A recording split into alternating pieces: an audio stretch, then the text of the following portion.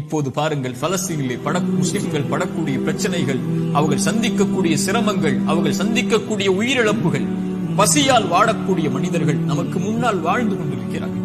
தண்ணீர் கிடைக்காமல் தாகத்திலே கடல் நீரை குடிக்கக்கூடிய மக்கள் இன்று பலஸ்தீனிலே உண்டு. பசியால் புல்லை, விலங்கினங்களுடைய கழிவை சாப்பிடக்கூடிய மக்களாக இன்று பலஸ்தீன் மக்கள் பசியால் தாகத்தால் வாடுகிறார்கள். மனைவி இல்லை, குழந்தைகள் இல்லை, கணவன் இல்லை, உறவுகள் இல்லை. ஒரு கடைக்கு சென்று திரும்பி வந்த பெண்ணுக்கு குடும்பம் முழுக்க மண்ணில் புதைந்திருக்கிறது. அவர்களுக்கு உணவுக்கு வாய்ப்பில்லை, தண்ணீருக்கு வாய்ப்பில்லை, ஒதுங்குமிடத்திற்கு வாய்ப்பில்லை, பாதுகாப்பிற்கு வாய்ப்பில்லை. அவர்கள் தொழுவதற்கு மஸ்ஜிதுகள் இல்லை பலஸ்தீனில். இந்த சோதனைகளுக்கு முன்னால் எல்லாம் என்னையும் உங்களையும் நிறுத்தி பாருங்கள். நம் சோதனைகள் எல்லாம் ஏமாத்திரும். என்ன அளவு சோதனைகளை சந்திக்கிறது. இப்படி மனித இனத்தில் அல்லாஹ் அவன் நாடியவர்களை அவன் நாடிய அளவு சோதனைகளை கொடுத்து நெருக்கிக் கொண்டே இருப்பான். இந்த